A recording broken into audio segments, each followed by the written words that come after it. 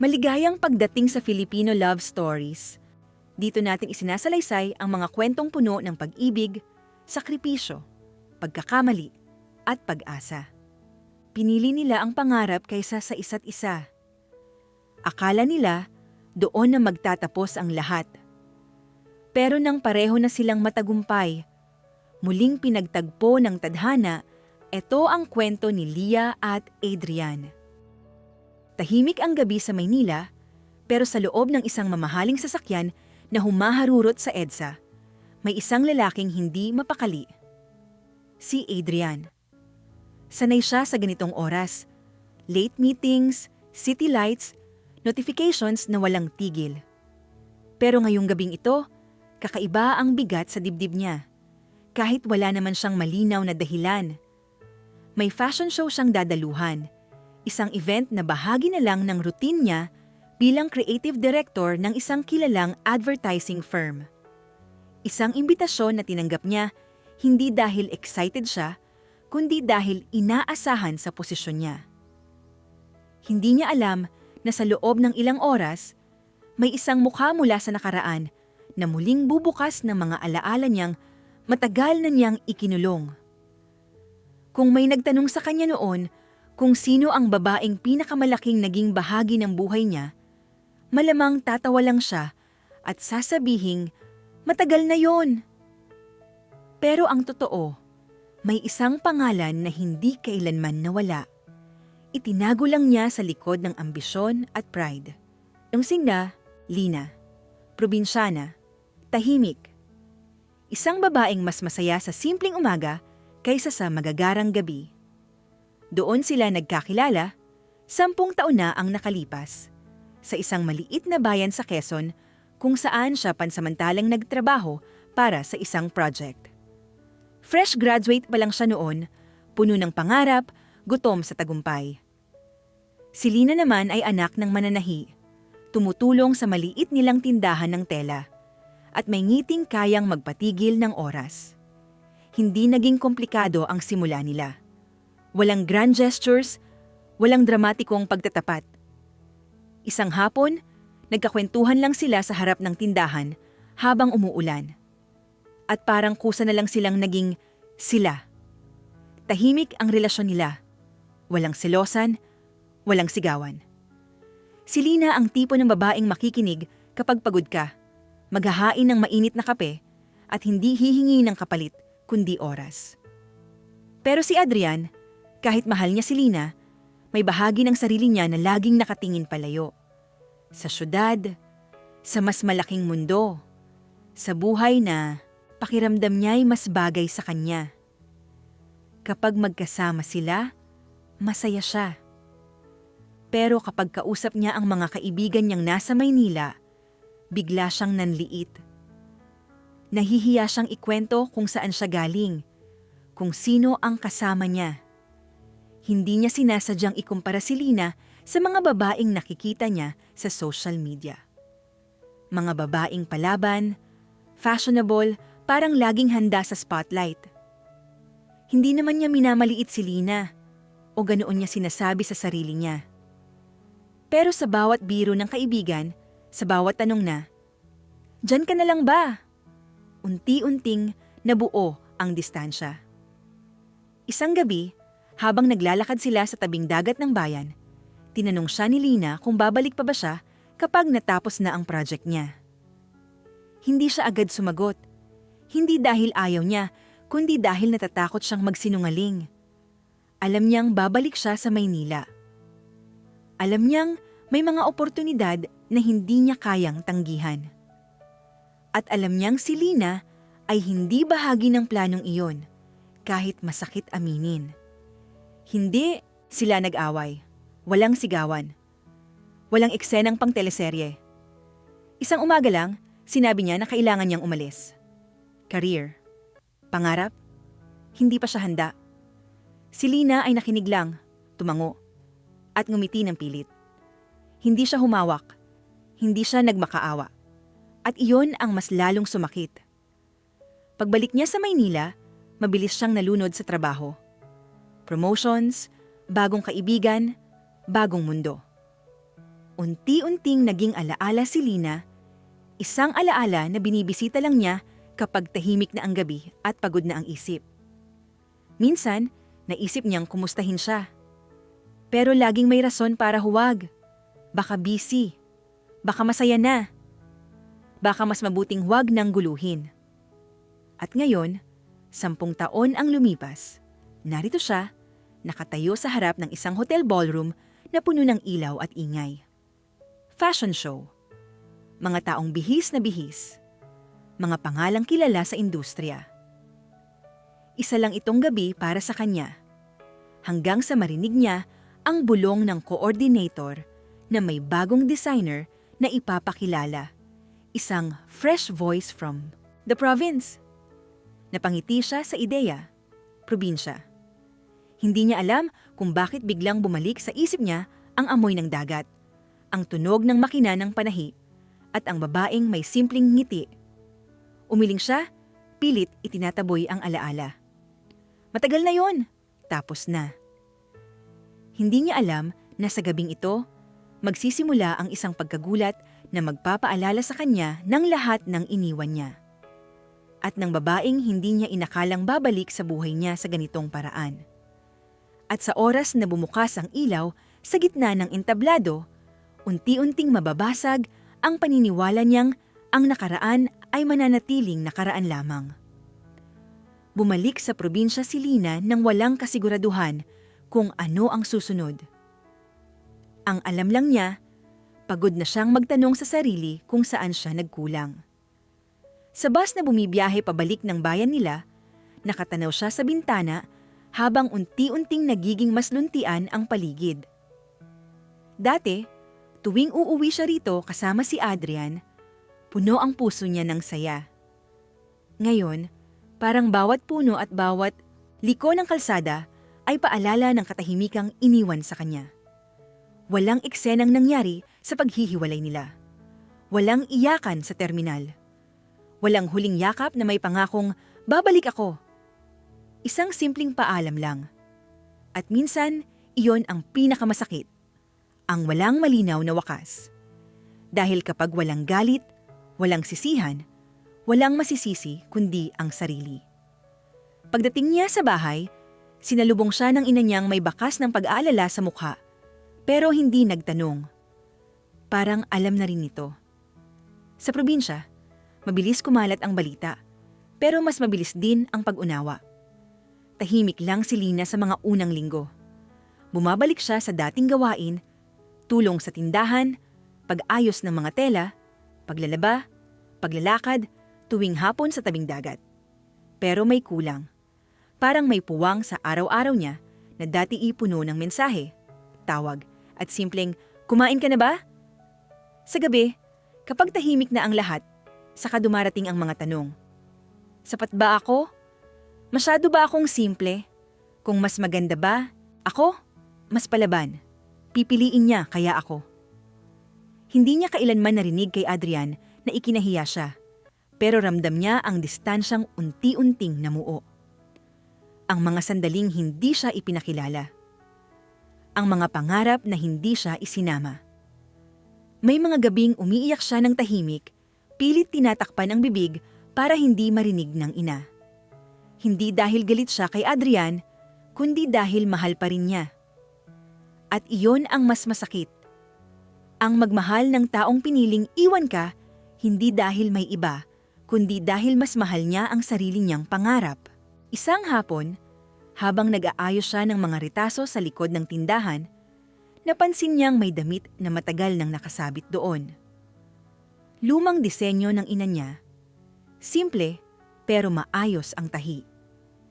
Hinawakan niya ang tela at sa unang pagkakataon, matapos ang mahabang panahon, may kakaibang init na dumaloy sa kanya.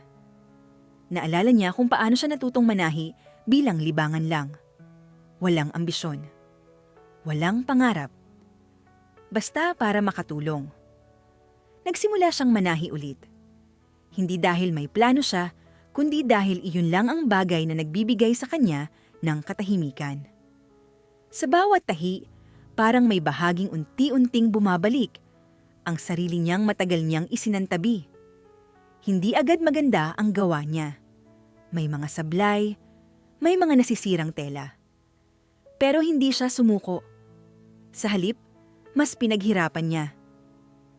Habang ang mga araw ay nagiging linggo at ang mga linggo ay nagiging buwan, unti-unting napuno ang oras niya ng pagkatuto.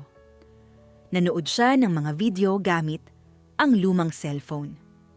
Nagbasa ng mga librong hiniram lang sa kakilala. May mga panahong gusto na niyang tumigil, lalo na kapag naiisip niyang walang patutunguhan ang ginagawa niya. Sino ba naman siya para mangarap ng higit pa sa probinsyang kinalakan niya? Pero sa tuwing babalik sa isip niya ang mukha ni Adrian, ang paraan ng pag-iwas niya sa mga tanong, ang paalam na walang pangako, may tumitibay sa loob niya. Hindi niya man alam kung saan siya papunta. Pero alam niyang ayaw na niyang manatili sa lugar kung saan palagi niyang tinatanong ang sarili kung sapat ba siya. May isang gabi na nakatanggap siya ng mensahe mula sa dating kaklase na nagtatrabaho sa lungsod. Nag-aalok ito ng maliit na pwesto sa isang weekend market para magbenta ng mga handmade na damit. Natakot siya. Pakiramdam niya ay hindi pa siya handa. Pero may boses sa loob niya na nagsabing, kung hindi ngayon, kailan? Ang unang araw niya sa market ay puno ng kaba. Kaunti lang ang tumitingin. Mas kaunti ang bumibili. Pero may isang babae na huminto, hinaplos ang tela, at ngumiti. Ikaw ang gumawa nito? Tanong nito. Tumango si Lina, halos pabulong. Maganda, sabi ng babae. Simpleng salita, pero sapat para mapaiyak siya sa CR pagkatapos. Doon niya napagtanto na ang pagkawala ni Adrian, gaano man kasakit, ay nagtulak sa kanya sa landas na hindi niya kailanman iisipin kung hindi siya iniwan. Hindi agad naging madali ang lahat. May mga gabing gusto pa rin niyang bumalik sa dati, sa pagiging tahimik na suportang babae. Pero sa bawat maliit na tagumpay, may nabubuong lakas sa loob niya. Hindi niya alam na habang binubuo niya ang sarili sa malayo, si Adrian naman ay patuloy na umaakyat sa hagdan ng tagumpay, hindi namamalayang ang babaeng iniwan niya ay hindi nananatiling ganoon lang. At sa paglipas ng panahon, ang katahimikan ng probinsya ay magiging duyan ng isang pagbabagong yayanig sa mundo nilang dalawa. Hindi biglaan ang pagbangon ni Lina. Walang eksenang isang araw lang, bigla na siyang magaling. Bigla na siyang matapang. Ang totoo, mas madalas siyang matakot kaysa maging buo. Mas madalas niyang pagdudahan ang sarili kaysa maniwala rito. Pero araw-araw, kahit mabagal, kahit paulit-ulit, pinipili niyang bumangon. Naging bahagi ng rutina niya ang pananahi. Gigising siya ng maaga bago pa magbukas ang tindahan. Tahimik ang bahay, tanging tunog lang ng makina ng panahi ang umaaling-awngaw. Sa bawat tapak ng paa sa pedal, parang may pinipindot din sa loob niya. Isang paalala na may kaya pala siyang gawin, kahit mag-isa. Hindi glamoroso ang simula. Minsan, nasisira ang tela at wala na siyang pambili ng kapalit. Minsan, napupuyat siya kakaisip ng disenyo, tapos kinabukasan, pakiramdam niya walang kwenta ang nagawa niya. May mga customer na titingin, magtatanong, tapos aalis na lang. Sa bawat pag-iling ng ulo nila, pakiramdam niya'y bumabalik siya sa tanong na matagal na niyang kinikimkim. Sapat ba ako? May mga araw na gusto na niyang sumuko. Lalo na kapag nakikita niya sa social media ang dating buhay ni Adrian. Mga event, mga tagumpay, mga bagong taong kasama. Hindi niya iniis-stalk palagi, pero kapag nadadapuan ang pangalan nito sa screen, parang kusang bumibigat ang dibdib niya. Hindi dahil gusto niyang bumalik, kundi dahil may bahagi ng sarili niyang nagtatanong kung naging tama ba ang lahat ng desisyon niya. Isang gabi, matapos ang isang mahaba at nakakapagod na araw sa market, umupo siya sa tabing dagat. tahimik ang paligid, may ilang mangingisdang pauwi na. Doon niya unang inamin sa sarili niya na hindi lang si Adrian ang iniwan siya noon. Iniwan din niya ang sarili niya. Iniwan niya ang mga pangarap niya para maging sapat sa mundo ng iba. At ngayong wala na iyon, wala na ring dahilan para magtago. Simula noon, mas naging seryoso siya. Hindi na lang basta pananahe para lumipas ang oras. Nagsimula siyang mag-eksperimento, ibang hiwa, ibang tela, ibang kwento sa bawat disenyo. May mga damit siyang inspirasyon ang mga babae sa probinsya. Tahimik pero matatag, simple pero may lalim. Hindi niya sinasadyang magpadala ng mensahe, pero parang kusa itong lumalabas sa bawat tahi. Unti-unti, may mga bumabalik na customer. May mga nagre-rekomenda. Maliit lang, pero sapat para maramdaman niyang may patutunguhan ang ginagawa niya. Ang ina niya, na dati iya tahimik lang na nanonood, nagsimulang tumulong. Nagplantsa, nag-ayos ng tela, nag-abot ng kape kapag madaling araw na. May isang pagkakataon na inimbitahan siya sa isang local fashion exhibit sa bayan. Halos tumanggi siya. Pakiramdam niya'y hindi pa rin siya handa. Pero naalala niya ang sarili niya noong iniwan siya. Ang babaeng walang lakas ng loob magsalita. Ayaw na niyang bumalik doon. Kaya pumayag siya, nanginginig ang kamay habang inaabot ang form. Sa exhibit na iyon, unang beses niyang narinig ang sarili niyang pangalan na binanggit bilang designer. Parang hindi totoo. Parang may ibang tinutukoy. Pero habang nakikita niya ang mga taong humihinto sa harap ng mga damit niya, habang naririnig niya ang mga bulong na, "Ang hingganda, may kwento," may unti-unting nabubuo sa loob niya. Isang paniniwala na dati wala. Hindi pa rin nawawala ang takot. Sa bawat akbang, may kaba. Sa bawat tagumpay, may kasunod na tanong kung hanggang kailan ito. Pero natutunan niyang sabayan ang takot, hindi labanan. Natutunan niyang hindi kailangan ng kasiguraduhan para magpatuloy. May isang organizer mula sa Maynila ang lumapit sa kanya matapos ang exhibit. Hindi agad malaki ang alok. Isang workshop, isang maliit na pagkakataon. Pero para kay Lina, parang binuksan ng isang pinto na dati sarado. Nag-isip siya ng ilang gabi. Ang Maynila ay simbolo ng lahat ng iniwan niya, ng lahat ng sakit. Pero ngayon, hindi na siya babalik doon bilang babaeng sumusunod, kundi bilang babaeng may sariling dala. Sa araw ng pag-alis niya papuntang lungsod para sa workshop, nakatayo siya sa terminal na may dalang maliit na bag at mas malaking takot. Pero may kakaiba, hindi na siya nag-aabang ng tawag, hindi na siya umaasang may hahabol. Ang dala niya ay sarili niya, buo man o hindi, pero kanya. Habang papalayo ang bus sa probinsya, hindi niya alam na ang desisyong iyon ang maglalapit sa kanya sa entabladong minsan lang niyang pinangarap. Hindi para patunayan ang sarili sa taong iniwan siya, kundi para ipakita sa sarili niyang kaya pala niyang tumayo, kahit walang sumusuporta mula sa likod. At sa lungsod na minsang naging dahilan ng pagkawala niya, doon unti-unting mabubuo ang bersyon niya na hindi na natatakot mahalin ang sarili. At handang harapin ang mundo, kahit sino pa ang makakita. Hindi naging madali ang unang mga linggo ni Lina sa lungsod. Iba ang ingay, iba ang galaw, iba ang bilis ng mundo. Sa probinsya, may oras para huminga. Dito, parang lahat nagmamadali. Parang kasalanan ang tumigil sandali.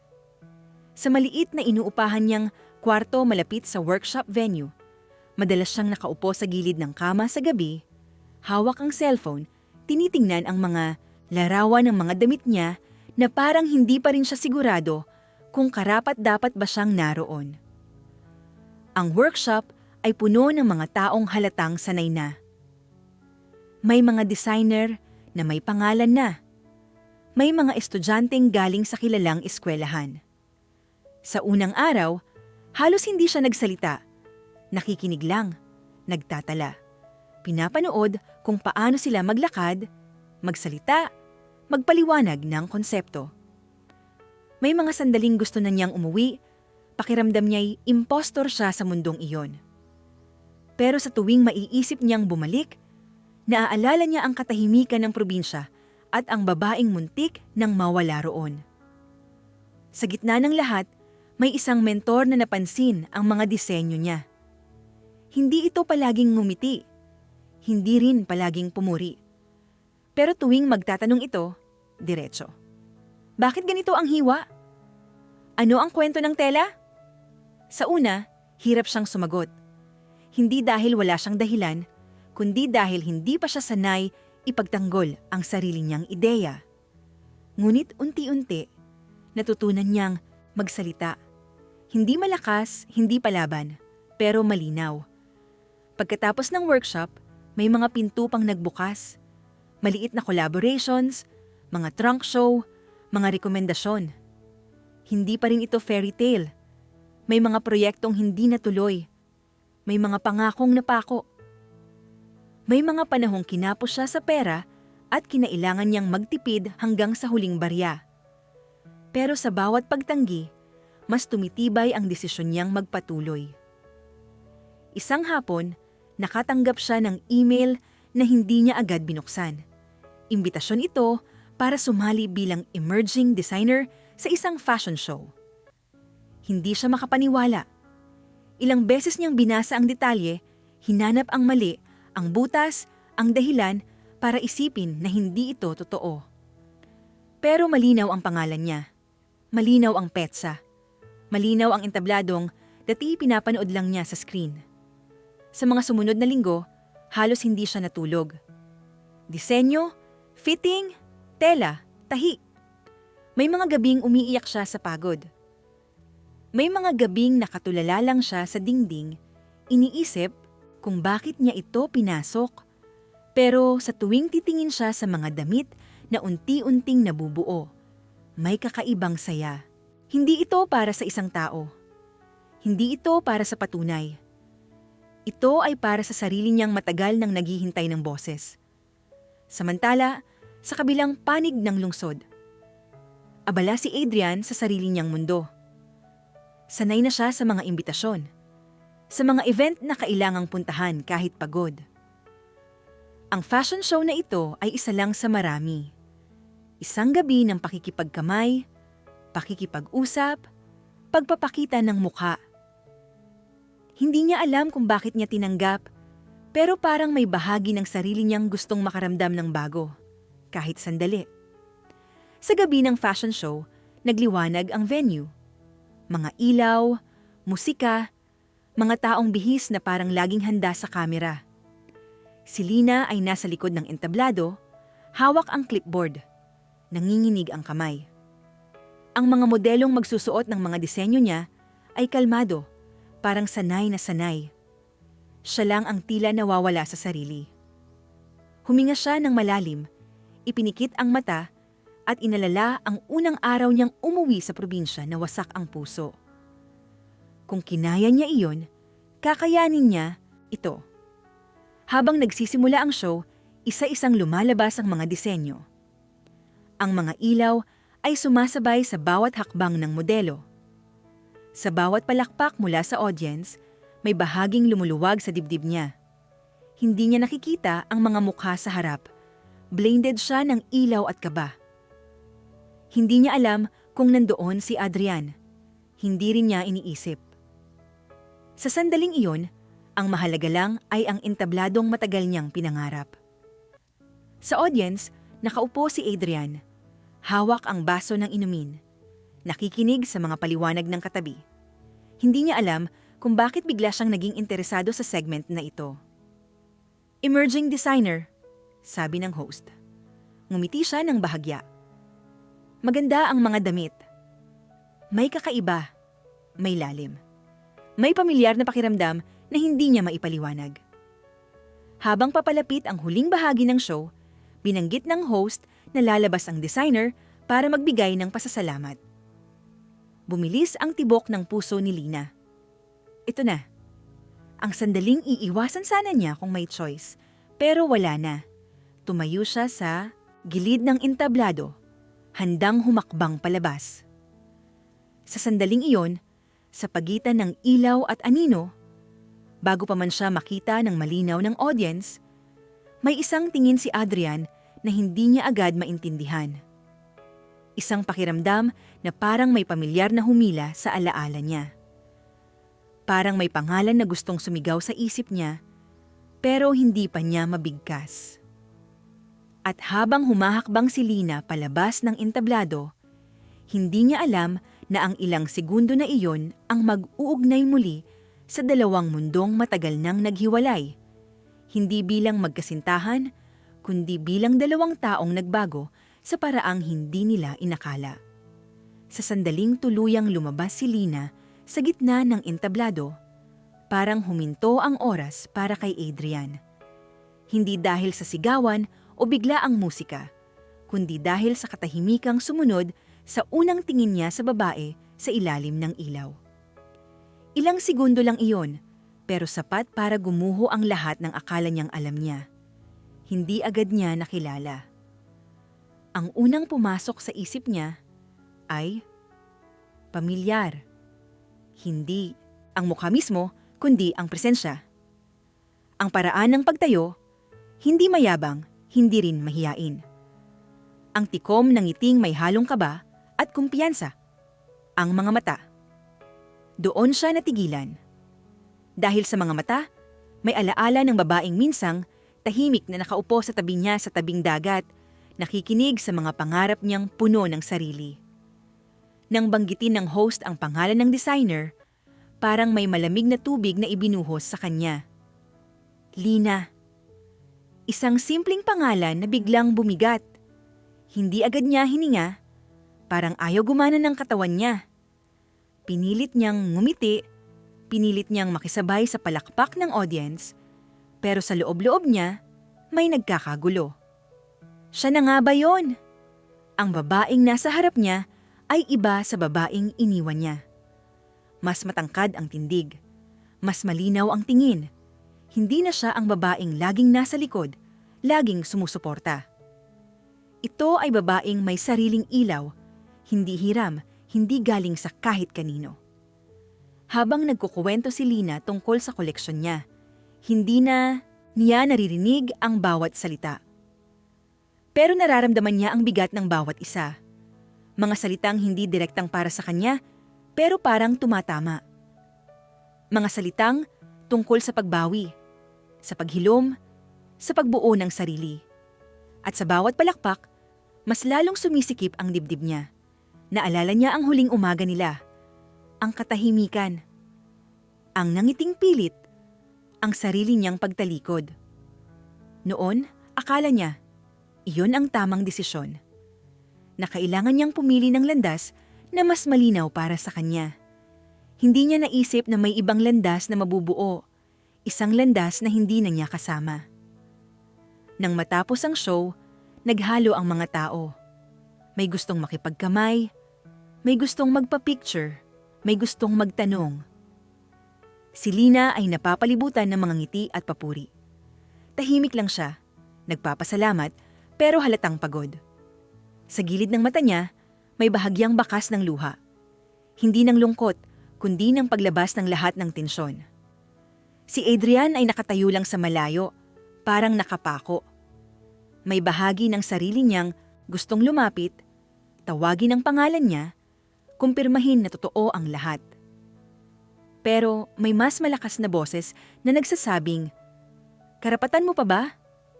Dahil sa sandaling iyon, malinaw sa kanya. Hindi na siya ang sentro ng mundong iyon. Nang sa wakas ay nagtagpo ang mga mata nila sa gitna ng kaguluhan. Walang eksenang naganap, walang yakap, walang biglang luha. Isang tingin lang, isang sandaling puno ng lahat ng hindi nasabi. Nakilala siya ni Lina agad. Walang pag-aalinlangan sa mga mata niya. Pero sa halip na gulat, may katahimikan. Parang matagal na niyang tinanggap na darating ang sandaling ito. Ngumiti siya. Isang ngiting magalang, hindi pamilyar, Isang ngiting para sa isang kakilala, hindi para sa isang minahal. At doon mas lalong nasaktan si Adrian. Dahil mas madaling harapin ang galit kaysa sa ganitong uri ng kapayapaan. Lumapit ang isang organizer kay Lina, hinila siya palayo para ipakilala sa iba. Naputol ang sandali. Naiwan si Adrian na hawak ang basong matagal nang walang laman. Sa paligid niya, patuloy ang ingay, tawanan, usapan, musika. Pero sa loob niya, tahimik. At sa katahimikang iyon, unti-unting pumapasok ang isang realization na matagal niyang iniiwasan. Hindi lang siya nagulat sa ganda ni Lina. Nagulat siya sa lakas nito. Sa katotohanang ang babaeng iniwan niya ay hindi lang nakamove on. Lumagpas na. At sa unang pagkakataon, naramdaman niya ang bigat ng sarili niyang desisyon hindi bilang alaala, kundi bilang realidad na nakatayo sa harap niya. Maganda, buo, at hindi na naghihintay. Habang papalayo si Lina, ramdam ni Adrian na may isang pagkakataong tuluyang nagsasara. Hindi dahil ayaw niyang buksan, kundi dahil baka hindi na ito para sa kanya. At sa gitna ng ingranding gabi ng ilaw at palakpakan, ang pinakamalakas na tunog ay ang tahimik na tanong sa loob niya. Paano kung mali ako noon? At paano kung huli na ngayon? Hindi agad kumilos si Adrian matapos ang gabing iyon. Ilang araw siyang parang lutang, pumapasok sa trabaho, nakikipagpulong, pero ang isip niya ay bumabalik-balik sa isang eksena. Si Lina sa ilalim ng ilaw, kalmado, buo, hindi na siya ang babaeng iniwan niya. Sa bawat sandaling iyon, may kirot na hindi niya maipaliwanag. Hindi ito selos. Hindi rin simpleng pagsisisi. Isa itong pakiramdam ng pagkahuli. Parang may tren na umalis nang hindi niya napansin. Si Lina naman, pagkatapos ng fashion show, ay bumalik sa sarili niyang ritmo. Hindi siya lumipad sa saya. Masaya siya, oo, pero maingat. Alam niya kung gaano kabilis. Mabago ang mundo ng industriya. Isang araw ikaw ang hinahangaan, kinabukasan may mas bago na. Kaya pinili niyang manatiling grounded. Bumalik siya sa trabaho, sa pagdidisenyo, sa pag-aayos ng mga detalye. Parang wala lang ang nangyari. Parang wala siyang nakita noong gabing iyon. Pero sa tahimik na sandali, umaamin siya sa sarili. Nakita niya si Adrian. At oo, may gumalaw, pero hindi na tulad ng dati. Isang hapon, nakatanggap siya ng mensahe mula sa isang hindi kilalang numero. Maikli lang. Hi Lina! Si Adrian ito! Tinitigan niya ang screen ng matagal. Hindi dahil naguguluhan siya, kundi dahil malinaw sa kanya ang dalawang pagpipilian. Mag-reply o hindi. Dati, kahit simpleng mensahe, sapat na para kumabog ang puso niya. Ngayon, kalmado siya. Hindi dahil wala nang nararamdaman, kundi dahil alam na niya ang halaga ng katahimikan. Nag-reply siya makalipas ang ilang oras. Hi, kumusta? Wala nang emoticon. Wala nang dagdag. Diretso. Nagpalitan sila ng ilang mensahe. Kumustahan? Walang balik-tanaw. Walang, naalala mo ba? Si Adrian ang unang nagbanggit na gusto niyang magkape. Hindi agad sumagot si Lina. Nag-isip siya. Hindi dahil umaasa siya, kundi dahil gusto niyang siguraduhin na handa siyang humarap. Hindi bilang babae na naghihintay ng paliwanag, kundi bilang babae na may hangganan. Nagkita sila sa isang tahimik na kafe, malayo sa mga mata ng industriya. Pagpasok ni Adrian, agad niyang nakita si Lina. Simple ang suot nito, pero may elegance na hindi pilit. Tumayo siya para bumati, magalang, walang yakap, walang awkward na tawa. Umupo sila na parang dalawang taong may mahabang kasaysayan, pero piniling huwag muna itong buksan. Si Adrian ang unang nagsalita. Sinabi niyang nagulat siya. Humanga. Hindi niya inasahan. Habang nagsasalita siya, napapansin ni Lina ang pagbabago sa kanya. Mas maingat, mas mabagal. Parang pinag-iisipan ang bawat salita. Hindi na siya ang lalaking puno ng kumpiyansa noon. At sa halip na matuwa, nakaramdam siya ng lungkot.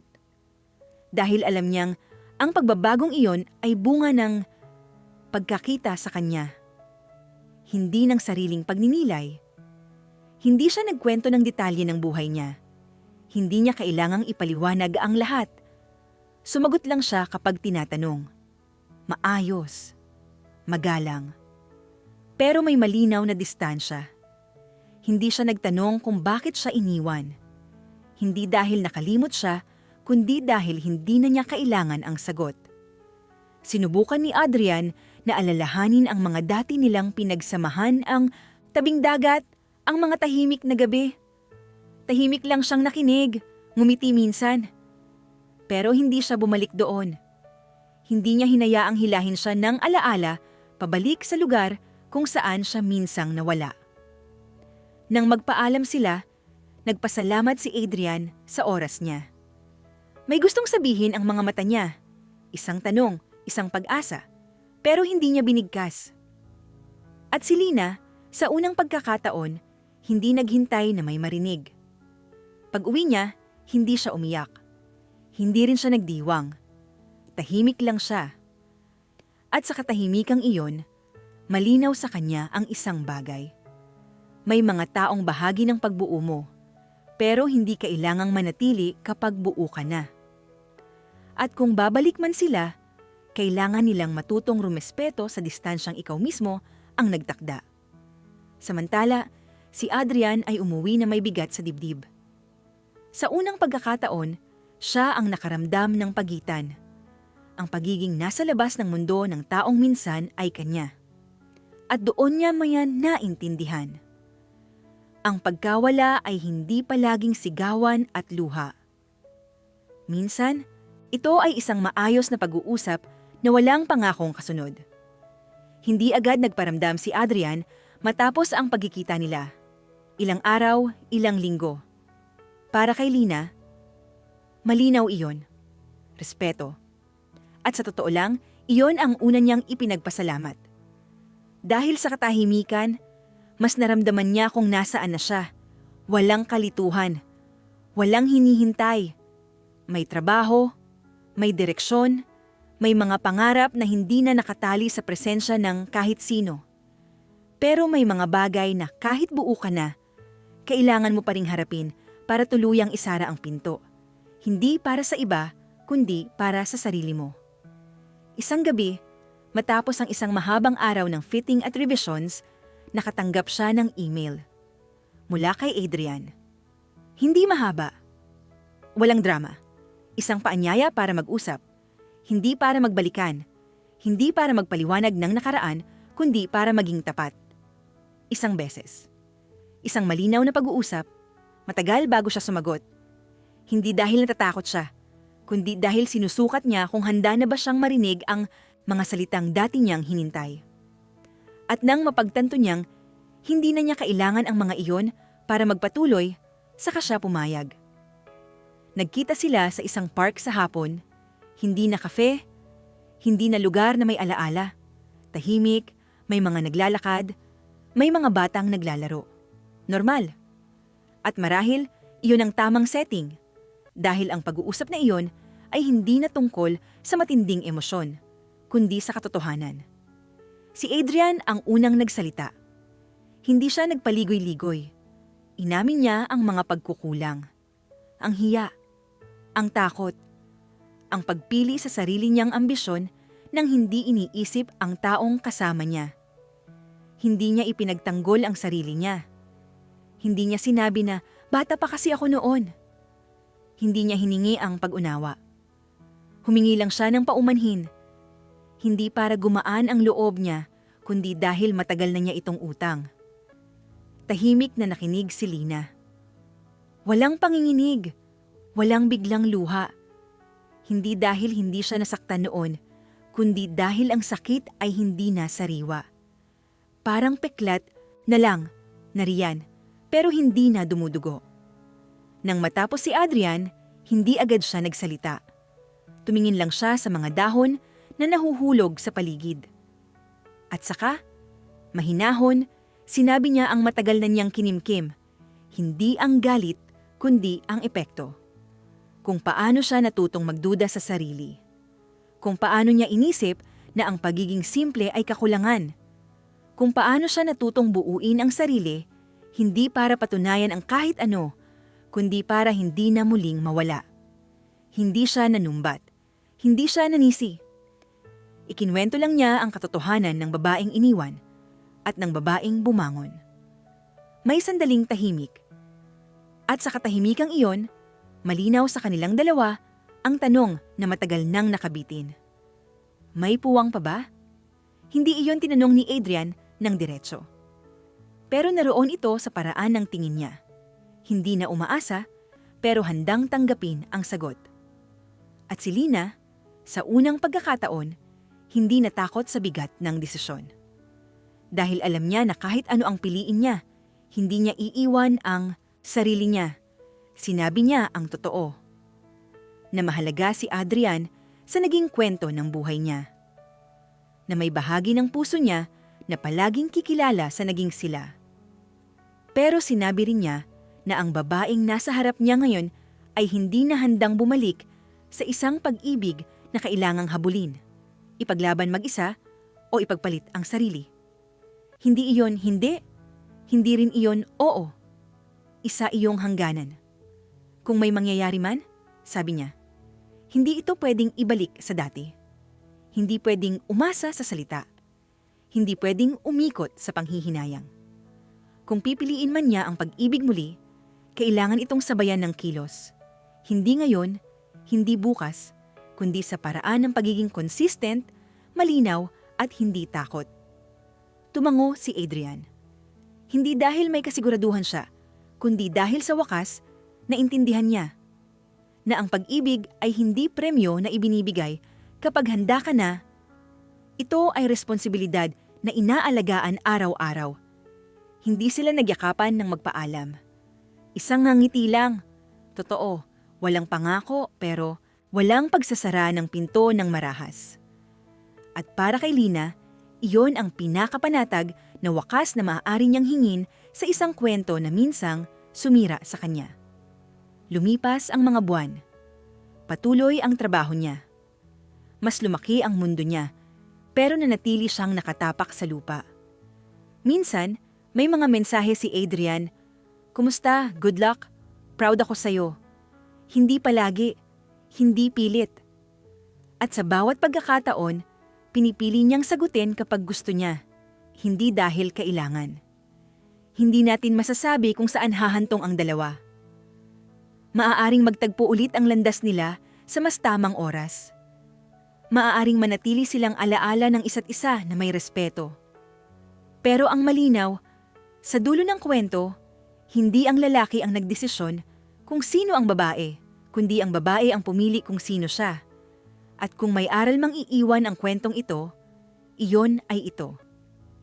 Minsan, ang pinakamagandang ganti ay hindi ang ipakita kung ano ang nawala sa kanila, kundi ang ipamuhay kung sino ka na ngayon. Buo. Hindi naghihintay. At handang magmahal, hindi dahil kailangan mo, kundi dahil pinili mo.